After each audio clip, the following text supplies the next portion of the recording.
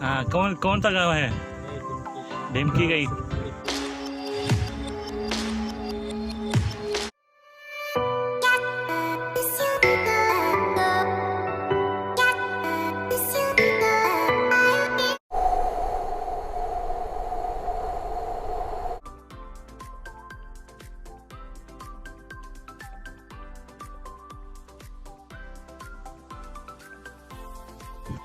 भाई मुझे तो डर लगा मुझे यार,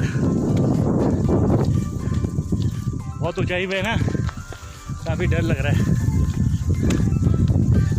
कहा जाता है पहले यहाँ पे रास्ते नहीं थे बने हुए, 6-7 साल पहले ही ये रास्ते तैयार किए गए हैं भैरव मंदिर के लिए। इतनी ऊंची चढ़ाई है, आप गैस लगा सकते हैं जब यहाँ पे सड़कों का निर्माण नहीं हुआ होगा तब यहाँ पहुँचना कितना डिफ़िकल्ट होगा। फाइनली हम उस पॉइंट पे पहुँच ही चुके हैं जहाँ भैरव मंदिर है। अब दर्शन करना ही दूर है बस। हाँ,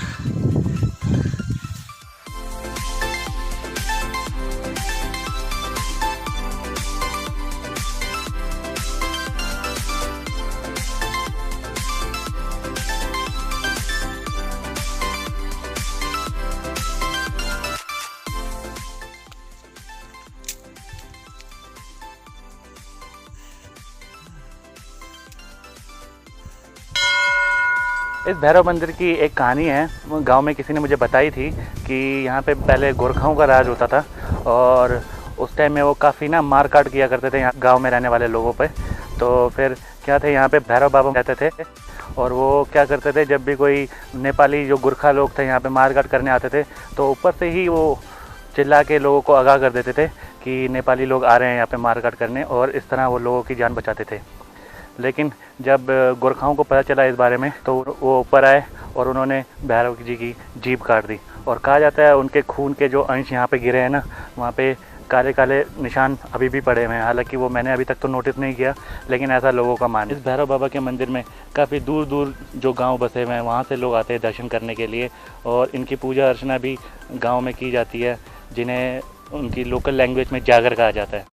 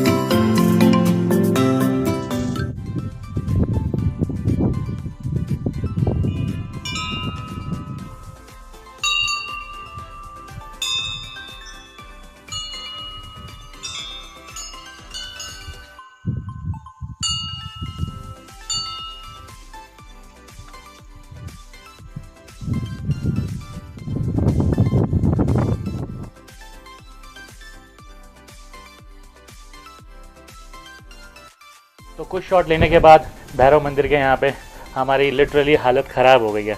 आप बताओ क्या एक्सपीरियंस था?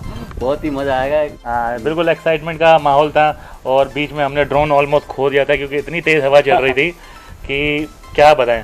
वो तो मेरे को भाई इन्होंने थोड़ा आश्वासन दिया था कि कहीं पे भी आपका ड्रोन जाएगा तो मैं लेके आऊँगा, लेकिन एक पल तो ऐसा आया कि वो मेरी आउट ऑफ रेंज हो गया था और मोबाइल पे मेरे बहुत ही मज़ा आया। वो तो चला गया था पहाड़ों पे। हाँ, बाल बाल बच गया। हाँ, एक टाइम में तो भाई साहब भी घबरा गए थे कि इतनी दूर से मैं कैसे लेके आऊँगा, लेकिन लिटरली हमारी हालत ख़राब थी। इन शॉट से आपको पता चलेगा कि हमें ड्रोन उड़ाना कितना भारी पड़ सकता था।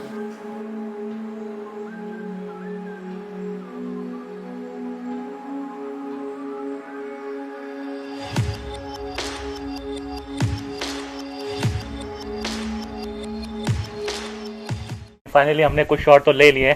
आपका क्या मानना है इसमें? बहुत अच्छा लगा और उसको भी बहुत अच्छा लगा। तो ओवरऑल फुटेज ले लिया है, अब दर्शन भी हो गए भैरव बाबा के। अब हम चलेंगे नीचे अपने गांव की ओर। भैरव बाबा की जय, भैरव बाबा की जय, भैरव बाबा की जय। इस ट्रिप में मेरे साथ सचिन था, रिंकू था, अब एक और भाई आ गए। हालांकि दर्शन हमारे हो गए हैं अब इनसे भी आप मिल लीजिए। नमस्कार, क्या नाम है आपका? मेरा नाम थोड़ा तेज बोलिए, आवाज़ इसमें पहुंचेगी नहीं, बोलिए। रविशंकर। हाँ, कौन सा गांव है?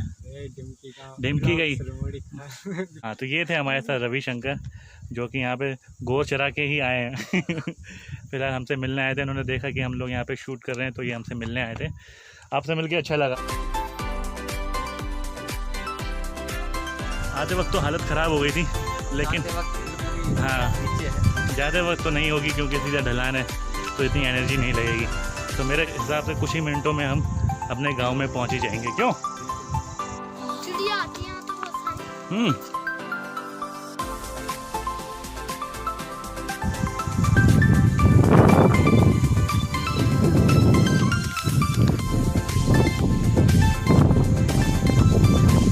बिल्कुल लेस पॉपुलेशन है इस जगह की, इसलिए मैं डेफिनेटली कहूँगा अनटच।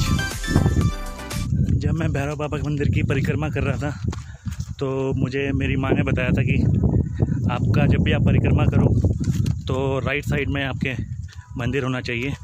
तो इसी चीज़ को फॉलो करते हुए मैंने परिक्रमा करी, और ये भी बताया था कि सिर्फ 3 बार परिक्रमा करनी है। लॉजिक नहीं समझ में आया मुझे इसके पीछे, लेकिन जैसे पुराने रीति रिवाज हैं उसी के अनुसार मैंने करने की कोशिश की।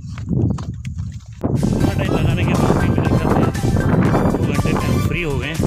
थोड़ी शूटिंग भी कर ली वहाँ पे, थोड़ा विश्राम भी कर लिया, थोड़ी मस्ती भी मार ली, दर्शन भी कर लिए। ये सब मेरे ख्याल से मात्र मुझे 2 घंटे लगे।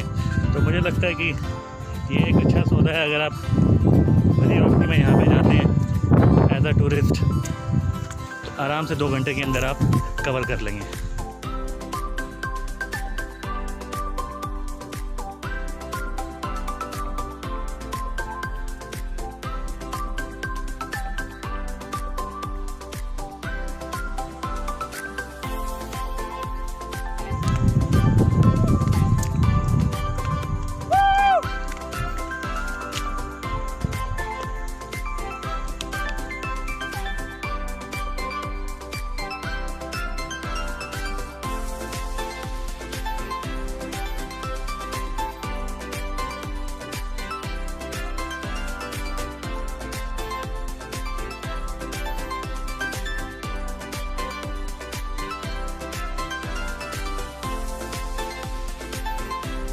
अगर यात्रा आपको अच्छी लगे तो लाइक कीजिए, शेयर कीजिए, सब्सक्राइब कीजिए। उसके बाद do whatever you want to do, but don't forget to respect other and yourself. Bye.